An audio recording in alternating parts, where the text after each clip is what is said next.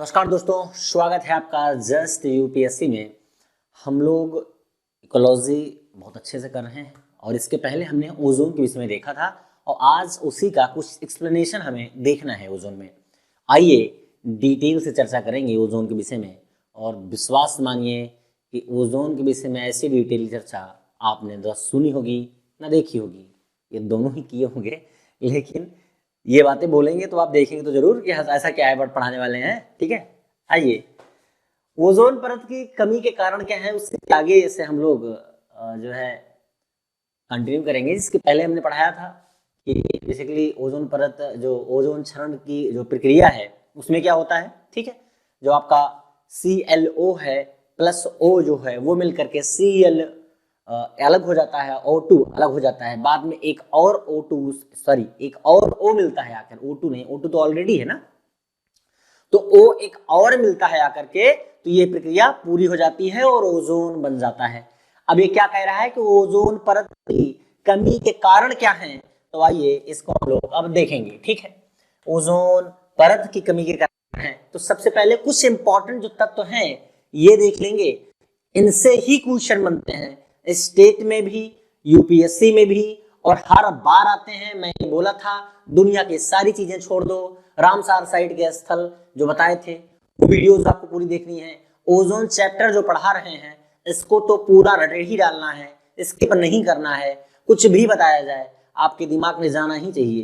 तो ये है कुल पहला टॉपिक आपका क्लोरोफ्लोरोकार्बन। इसका काम क्या है आइए देख लेते हैं। क्लोरोफ्लोरोकार्बन या CFC ओजोन परत की का मुख्य कारण है। यस, ध्यान दे सुनिएगा, कह रहा है कि क्लोरोफ्लोरोकार्बन या CFC ओजोन परत की कमी का मुख्य कारण है। ठीक है, ये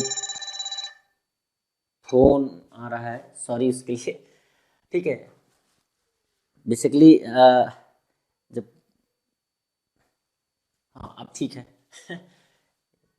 तो CFC ओजोन परत कमी का मुख्य कारण है। ये साबुन, सॉल्वेंट से spray, aerosol, refrigerator, air conditioner आदि के द्वारा जारी किया जाता है।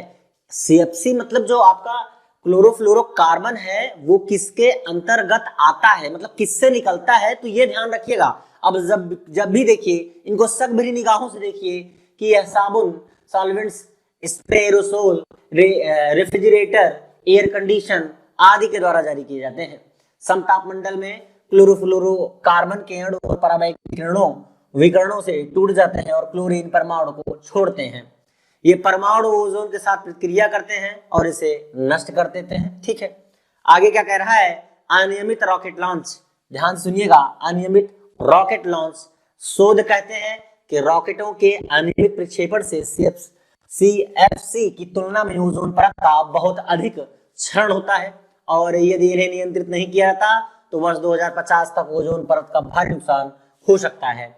आगे है नाइट्रोजन युक्त यौगिक की बात कर रहे हैं, तो ओजोन के परत क्षरण के लिए NO2, NO, N2O जैसे नाइट्रोजनस यौगिक अत्यधिक जिम्मेदार हैं।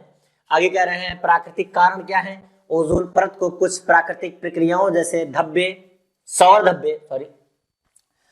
धब्बे स्ट्रेटोस्फेरिक हवाओं से कम पाया गया है, लेकिन यह ओजोन परत के 1 से 2% से ही अधिक घटने का कारण बनते हैं। मतलब प्राकृतिक वातावरण बहुत ज्यादा नुकसानदायक नहीं है। आगे कह रहा है ओजोन रिक्तीकरण पदार्थ। ये क्या है, ओजोन घटाने वाले पदार्थ chlorofluorocarbon, halon, carbon tetrachloride, hydrofluorocarbon आदि जैसे पदार्थ हैं जो ओजोन परत के क्षय के लिए जिम्मेदार है। आगे कह रहा है समस्या का ज्ञान कैसे हुआ, पता कैसे चला कि ओजोन परत में छिद्र हो रहे हैं, देखते हैं आगे। अंटार्कटिका में कार्यरत कुछ ब्रितानी वैज्ञानिक की बात कर रहा है। ब्रितानी वैज्ञानिक 1980 के आसपास अंटार्कटिका के ऊपर वायुमंडलीय ओजोन परत करने के दौरान उन्हें पाया कि हर बसंत, सितंबर, अक्टूबर में अंटार्कटिका के ऊपर ओजोन परत में काफी रिक्तता आ गई है, मतलब कि कमी आ गई है, होल हो गया है। यह देखा गया कि प्रत्येक दक्षिण बसंत में अंटार्कटिका के 15 से 20 किलोमीटर ऊपर स्ट्रेटोस्फेयर में 50 से 95% ओजोन नष्ट हो जाती है। इससे ओजोन परत में कुछ रिक्त स्थान बन जाते हैं और उन्हें अंटार्कटिका ओजोन छिद्र कहा गया है। अंटार्कटिका अपनी विशेष जलवायु स्थितियों के कारण ओजोन छिद्र का प्रमुख केंद्र है। ठंडी दक्षिणी सर्दियों में वह शक्तिशाली चक्रवात तीखी पश्चिमी हवाएं चलती हैं और तापमान 850 सीसी तक पहुंच जाती है। आगे क्या कर रहे हैं कि ऐसे ध्रुवीय स्टेटोस्फेरिक बादल बनते हैं जो अपनी सतह पर अत्यंत क्रियाशील क्लोरीन को संग्रहित कर लेते हैं। या क्लोरीन परमाणु के सूरज की पहली किरणों के साथ ही मुक्त हो जाते हैं और ओजोन से क्रिया करते हैं। प्रत्येक वसंत में ओजोन दिखाई देता है। ध्यान सुनिएगा फिर से, प्रत्येक वसंत में ओजोन छिद्र दिखाई भी देता है, लेकिन उष्णकटिबंध की ओजोन अधिकता वाली वायु इन छिद्रों को शीघ्र भर देती है और इस प्रकार छिद्र या घटना अस्थायी होती है। छिद्र की यह घटना अस्थायी होती है, हमें कंटिन्यू देखने को नहीं मिलती है।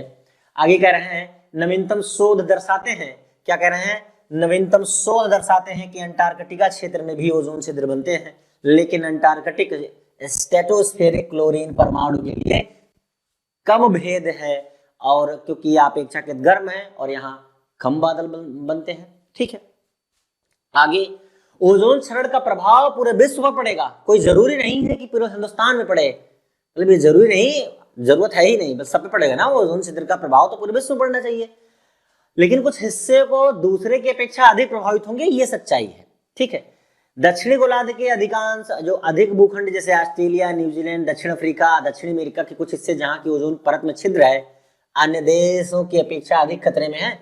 अब सीधी बात है कि हम पूरी तरह किस गोलार्ध में स्थित हैं, उत्तरी गोलार्ध में, हम दक्षिण गोलार्ध में नहीं आते हैं। खतरा हम पे भी है, लेकिन ये नहीं कि खतरा जैसे न्यूजीलैंड पे है उस तरह हमारे ऊपर है, ऐसे नहीं, हमारे ऊपर उतना खतरा नहीं है। अगर हम परसेंटेज में बात करें तो अगर ओजोन छिद्र से 100% में मान लीजिए 50% खतरा किनको है, न्यूजीलैंड को है, ऑस्ट्रेलिया को है, दक्षिण अमेरिका को है, दक्षिण अफ्रीका को है, तो इसका केवल 1% 5% खतरा भारत को है, क्योंकि भारत पूरी तरह उत्तरी गोलार्ध में स्थित है।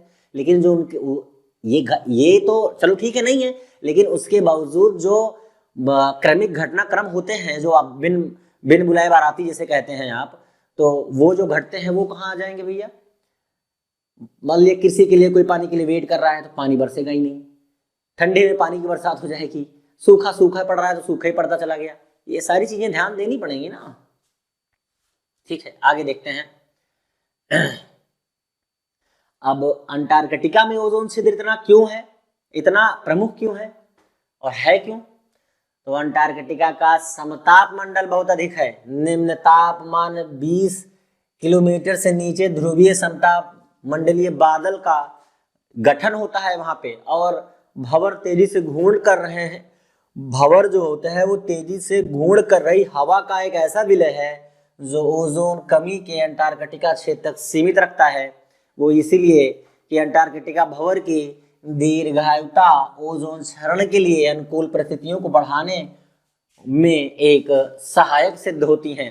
वास्तव में ध्रुवीय जो भंवर सर्दियों में बनते हैं, ध्यान सुनिएगा, ये क्वेश्चन पूछे जा सकते हैं, पूछे भी गए हैं। मैंने फिर से बताया, ये कह रहा है वास्तव में ध्रुवीय भंवर जो होते हैं वो सर्दियों में बनता है, मिस स्प्रेड में विकसित, जबकि आर्कटिक में भंवर ध्रुवीय वसंत मार्च अप्रैल आने तक विघटित हो जाते हैं। ओजोन मापन के उपकरण और तकनीक विविध हैं, उनमें कुछ निप्स 7 उपग्रह में डसबन स्पेक्ट्रोफैक्टोमीटर, डसबन सुना था ना, डसबन नामक वैज्ञानिक ने तो पहचान की थी कि एक्चुअल में कि ये ओजोन छिद्र हो रहा है, वो डसबन ही तो थे जो इसके पहले लेक्चर में कंप्लीट कराया है। ठीक है, स्पेक्ट्रोफोटोमीटर और फिल्टर ओजोनोमीटर कहा जाता है जिसे, और टोटल ओजोन मैपिंग स्पेक्ट्रोमीटर इनका कंप्लीट नाम है। उमहर टेक्निक की बात कर रहा है। कुल ओजोन बहुतायत का सबसे साधारण मापन डसबन इकाई, ठीक है, जो ओजोन स्तंभ की मोटाई मिली सेंटीमीटर में और ताप और दाब पर होती है उसको मापता है। तो मैंने पहले ही बता दिया था कि डसबन जो होती है वो किसकी माप की इकाई है, वो है आपकी ओजोन की। ये क्वेश्चन आया हुआ भी है। ओजोन परत के क्षरण के प्रभाव की बात करें तो समताप मंडलीय ओजोन का प्रभाव समुद्री परितंत्र पर क्या प्रभाव पड़ेगा। अल्ट्रावायलेट बी, जैसे कि मैंने बताया था, आपको याद नहीं होगा तो फिर से याद कर लीजिए, उस वीडियो को जरूर देखिए।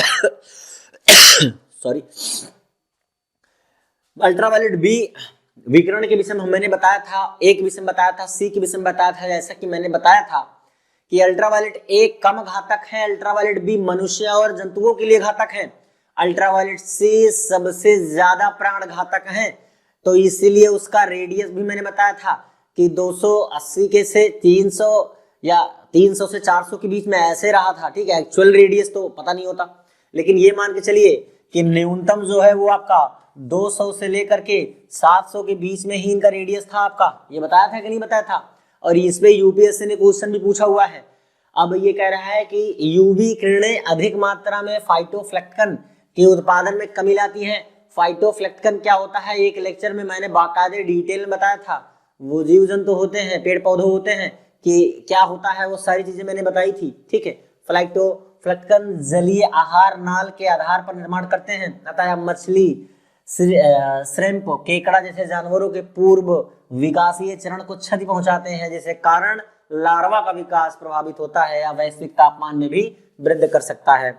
वनस्पति पर प्रभाव की बात करें तो अल्ट्रावायलेट बी विकिरण से शारीरिक एवं विकासीय प्रक्रिया प्रभावित होती हैं। पौधों के आकार में परिवर्तन होगा, पौधों के पोषक तत्वों में परिवर्तन होगा, विकासीय समय परिवर्तन होगा। इसके साथ ही फसल उत्पादन में कमी, बीजों में क्षति, फसल गुणवत्ता में कमी और पत्तियों की क्षति जैसे प्रभाव सामने आते हैं। आगे कह रहा है कि मानव स्वास्थ्य पर क्या प्रभाव पड़ेगा। तो अल्ट्रावायलेट बी विकिरण के अधिक मात्रा में पृथ्वी से पहुंचने पर तापमान में वृद्धि होगी और मेलेनोम, त्वचा कैंसर हो जाएगा।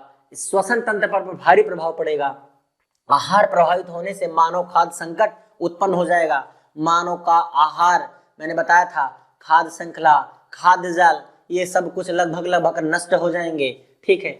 अल्ट्रावायलेट बी विकिरण आनुवांशिक पदार्थ को प्रभावित करता है, जिससे जीन उत्परिवर्तन, आनुवांशिक दोष उत्पन्न हो सकता है।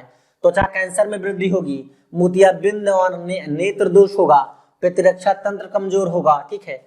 जैव भू रासायनिक तंत्र पर प्रभाव की बात करते हैं तो पराबैंगनिक विकिरण में बुध से स्थलीय और जलीय जीव प्रभु रासायनिक तंत्र को प्रभावित करता है, जिससे दोनों स्रोतों में परिवर्तन होता है और ग्रीन हाउस गैसों के भंडार ग्रह भी प्रभावित होते हैं। आगे कह रहा है इन सब के कारण जलवायु परिवर्तन जैसी घटना में वृद्धि होती है। क्षोभ मंडलीय ओजोन, जैसा कि मैंने बताया था, क्षोभ मंडल पृथ्वी के स्टार्टिंग, जो आपकी पृथ्वी जहां से स्टार्ट होती है वहां से 13 किलोमीटर तक क्षोभ मंडल मिलता है, 13 से लेकर के 50 किलोमीटर तक समताप मंडल मिलता है, 50 से 90 किलोमीटर तक आपका मध्य मंडल मिलता है, उसके बाद फिर आयन मंडल मिल सकता है। इसके पहले मैंने शायद ये बताया था आयन मंडल और मध्य मंडल, शायद पहले मैंने आयन मंडल बोला है फिर मध्य मंडल बोला है, तो ये आप एक बार चेक जरूर कर लीजिएगा कि पहले आयन आता है, मध्य मंडल आता है कि आयन आता है। वैसे मैंने जो बताया था इसके पहले आयन मंडल आता है, वो आई थिंक उसमें मैं अडिग नहीं हूँ,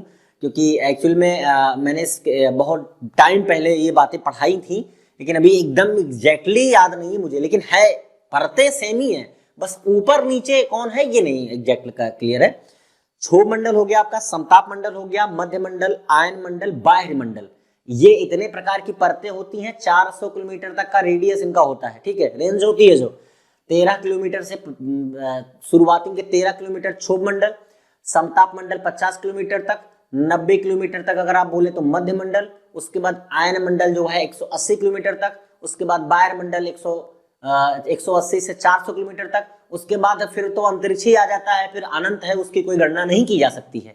तो ये आपको ध्यान रखना है, ठीक है। ये चीजें ज्योग्राफी की हैं, आप ज्योग्राफी में कभी आएंगे तो फिर उसमें बताया जाएगा। तो क्षोभ मंडलीय ओजोन गैसीय प्रभाव की बात कर रहे हैं, तो क्षोभ मंडल में उपस्थित ओजोन हरे पौधे और पौधों, वनस्पति, मनुष्यों और के हेतु हानिकारक हैं। यह पौधों द्वारा कार्बन डाइऑक्साइड के अंतर्ग्रहण में कमी लाता है और वैश्विक तापमान में वृद्धि करता है। वोलेटाइल ऑर्गेनिक कंपाउंड सूर्य की प्रकाश की उपस्थिति में NOx से प्रक्रिया कर फोटोकेमिकल स्मोक की उपस्थिति करता है, जो आंखों में श्वसन और जलन श्वसन तंत्र में समस्या उत्पन्न करता है। ओजोन परत की कमी का समाधान की बात करें तो कीटनाशकों का प्रयोग कम करना, ठीक है। रासायनिक का उपयोग करने के बजाय कीटों और खरपतवार से निदान हेतु प्राकृतिक बारीकी को लागू करना चाहिए। आगे कह रहे हैं कीटों को हटाने एवं मैन्युअल रूप से मातम को दूर करने के लिए पर्यावरण अनुकूल रसायनों का उपयोग किया जाए। बायो जैसे बायोगैस हमने इसके पहले पढ़ा था ना, पर्यावरण अनुकूल होती है, ग्रीन एनर्जी इसको बोलते हैं, ठीक। और वाहनों का कम उपयोग किया जाए। वाहनों की बड़ी मात्रा में ग्रीन हाउस गैसों का उत्सर्जन करते हैं जो ग्लोबल वार्मिंग के साथ साथ ओजोन रिक्तीकरण का कारण बनते हैं। इसीलिए जितना हो सके वाहन कम इस्तेमाल किए जाए। पर्यावरण के अनुकूल उत्पादों का उपयोग करें। अधिकांश सफाई उत्पादों में क्लोरीन ब्रोमीन रिलीज करने वाले रसायन होते हैं जो वायुमंडल के रास्ता खोजते हैं और ओजोन परत को प्रभावित करते हैं। पर्यावरण की रक्षा के लिए उन्हें प्राकृतिक उत्पादों के साथ प्रतिस्थापित किया जाना चाहिए। नाइट्रस ऑक्साइड का निषेध उपयोग न सरकार को कार्यवाही करनी चाहिए और हानिकारक नाइट्रस ऑक्साइड उपयोग पर प्रतिबंध लगाना चाहिए। आगे जो ओजोन परत पर प्रतिकूल प्रभाव डाल रहा है, लोगों को नाइट्रस ऑक्साइड और हानिकारक प्रभावों और गैसों का उत्सर्जन करने वाले उत्पादों के बारे में जागरूक किया जाना चाहिए ताकि उसका उपयोग व्यक्तिगत स्तर पर कम से कम हो सके। आगे क्या कह रहे हैं कि ओजोन संधि पीटी 20% एंड मींस 80% एग्जाम ये आता ही आता है, ठीक है। अब हम देख लेते हैं इसको, ये लिख दिया गया है इसलिए कि पीटी में तो आता ही आता है, मींस में 80% तक काम करता है, ठीक है। और देखिए आईएफएस का जो पेपर होता है, इंडियन फॉरेस्ट सर्विस जो हमारे यहाँ जुड़ गई है ना, उसकी वजह से इसका वेटेज बहुत ज्यादा बढ़ जाता है, ठीक है। तो मिलिट्री प्रोटोकॉल की बात कर रहे हैं हम। वर्ष 1989 में मिलिट्री प्रोटोकॉल ऊपरी वायुमंडल की ओजोन परत को संरक्षित करने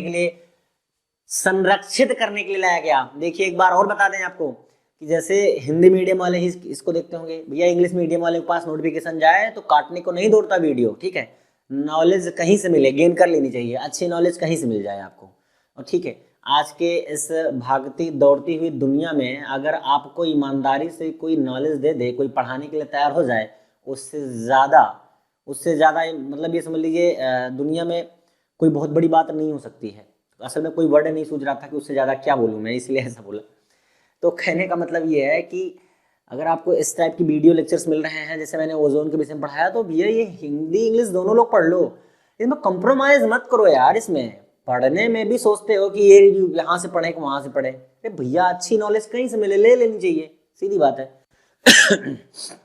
सॉरी। यह समझौता मूलतः जलवायु परिवर्तन नहीं किया गया था। इस समझौते के अंतर्गत प्रतिबंधित रासायनिक क्लोरोफ्लोरोकार्बन या सीएफसी ऊपरी वायुमंडल की ओजोन परत को नुकसान पहुंचा रहे थे।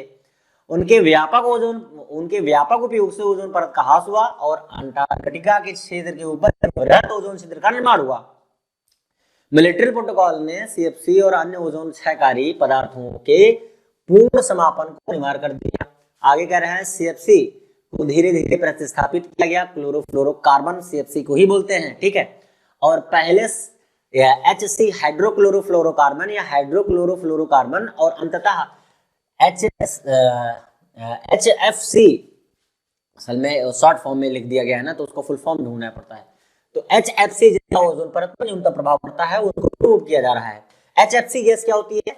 यह ओजोन परत के लिए नुकसानदायक नहीं है, लेकिन यह शक्तिशाली ग्रीन हाउस गैस है। नई शताब्दी में वैश्विक ऊष्मन सबसे बड़ी वैश्विक चुनौतियों के रूप में उभरने, वैश्विक ऊष्मन मतलब कि ग्लोबल टेम्परेचर जो तापमान है वो बढ़ रहा है ना, तो उससे ग्लेशियर पिघल रहे हैं, तो उससे नुकसान ही तो होगा। समुद्र का पानी ऊपर आ जाएगा, जब समुद्र का पानी भैया ऊपर आ जाएगा तो छोटे छोटे द्वीप डूब जाएंगे। जब छोटे छोटे द्वीप डूब जाएंगे तो आदमी भी तो डूबेंगे, वो कहाँ जाएंगे, और ग्लोबल क्राइसिस आ जाएगी। बहुत सारे द्वीप ऐसे हैं जहां पर आबादी नॉर्मल नहीं है, काफी अच्छी खासी आबादी है, ठीक है। एचएफसी अभी भी कुल ग्रीन हाउस गैसों उत्सर्जन का एक छोटा सा हिस्सा है, लेकिन एयर कंडीशनिंग की मांग से उल्लेखनीय वृद्धि के कारण इनका उपयोग हर वर्ष लगभग 8% बढ़ रहा है। आपको पता होगा जोशीमठ नीचे धंस रहा है, ये लेटेस्ट न्यूज के अकॉर्डिंग, ये जब इसमें पढ़ा आपके पास लेक्चर तब तक पहुंचेगा तो हो सकता है कि आपको सुनने को मिले, और आपने देखा भी होगा जोशीमठ उत्तराखंड में धंस रहा है नीचे, और इस पर मेंस में 100% क्वेश्चन आएगा। लिख के स्टैम्प पेपर पर रख लीजिए कहीं पर, चाहे आकर के मुझसे ही साइन करवा लेना।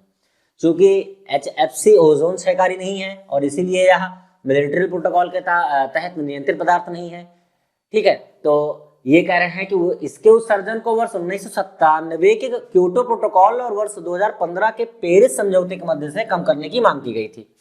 अब हम ओजोन संधियों के विषय में बात कर रहे हैं। मिलिट्री प्रोटोकॉल जलवायु परिवर्तन समझौते की तुलना में कहीं अधिक प्रभावशाली सफल रहा है। इसके परिणाम स्वरूप 98.6% ओजोन क्षयकारी पदार्थों को चरणबद्ध तरीके से हटाया जा चुका है या समाप्त किया जा चुका है।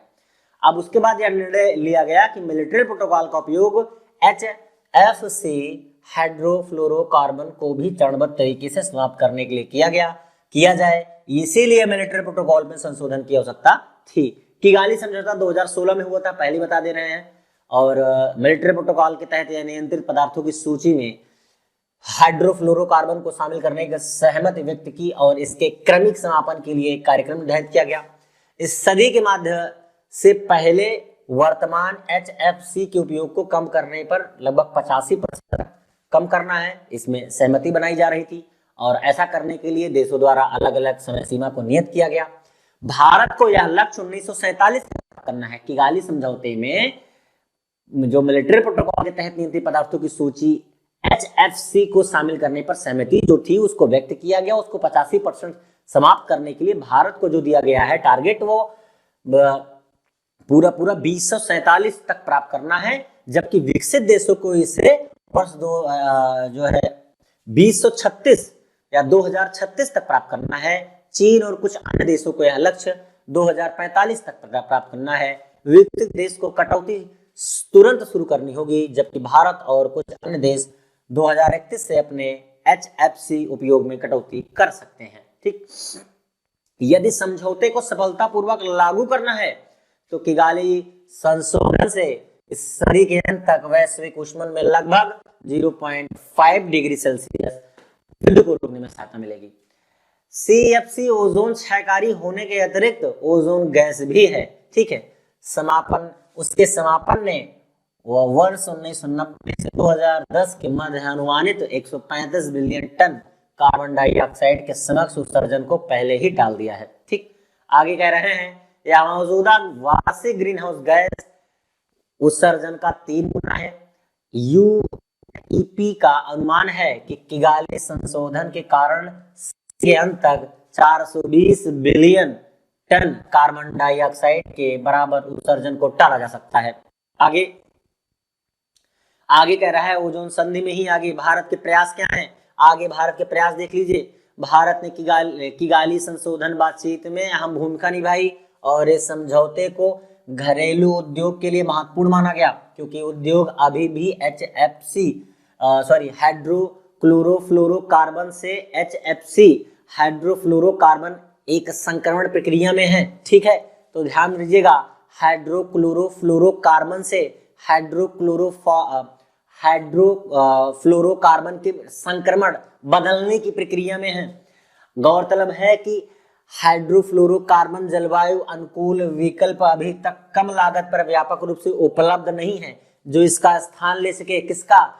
HFC हाइड्रोफ्लोरोकार्बन का। ठीक है, किगाली संशोधन के मुख्य वास्तुकारों में से एक होने के बावजूद भारत इसकी पुष्टि करने वाला अंतिम प्रमुख देश है।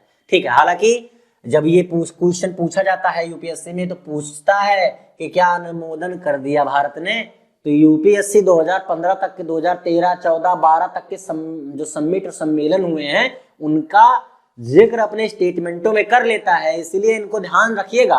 फिर से बोल रहा हूं कि पढ़ना ही होगा ये चैप्टर, ये लेक्चर देखना ही होगा आपको, आप चाहे ना चाहें। ठीक है, आगे क्या कह रहे हैं कि हालांकि भारत ने शीतलन उद्योग के लिए एक महत्वाकांक्षी कार्य योजना का अनावरण किया जो HFC के फेज आउट की दृष्टि से महत्वपूर्ण है। इंडिया कूलिंग एक्शन प्लान क्या है ये भी देख लेते हैं।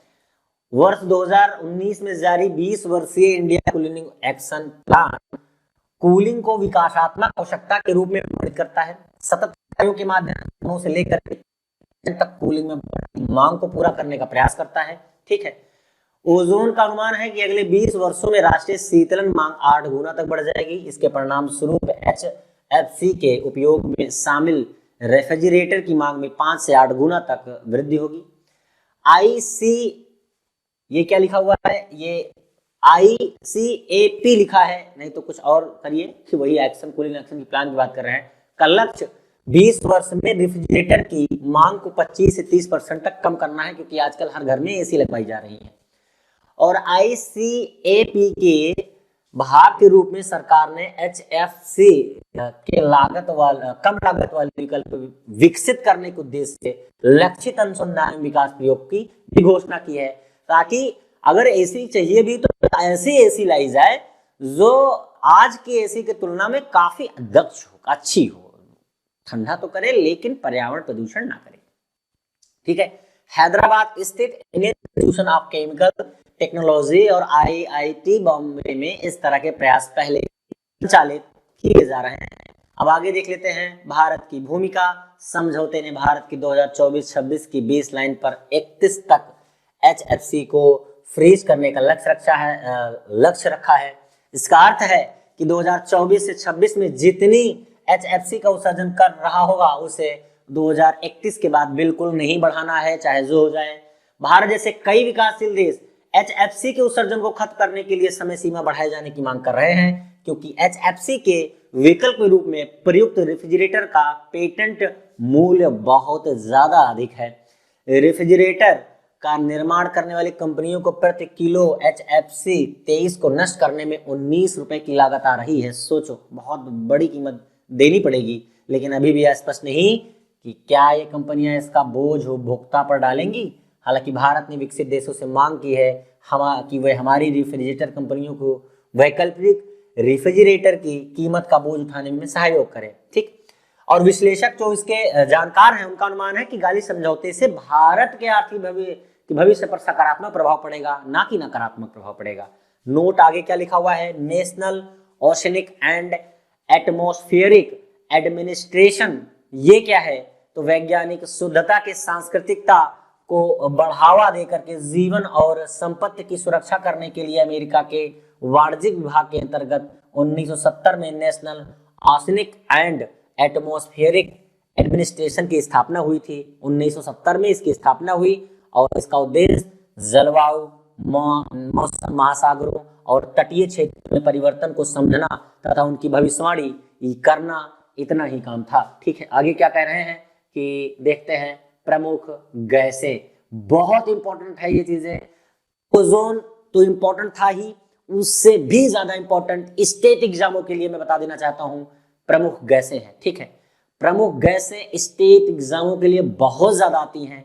आप यूपी PCS का पेपर उठाकर देख लीजिए, जो यूपी के बहुत चाहने वाले हैं, यूपी को UPSC के बाद अपना सेकंड एम मानते होंगे कि हाँ हम UPSC के बाद UP PCS करेंगे, और जो जिनको मतलब नहीं भी मानते हैं, जो करना चाहते हैं, भैया वो ध्यान में रखो कि ये लेक्चर आपको देखना ही देखना है।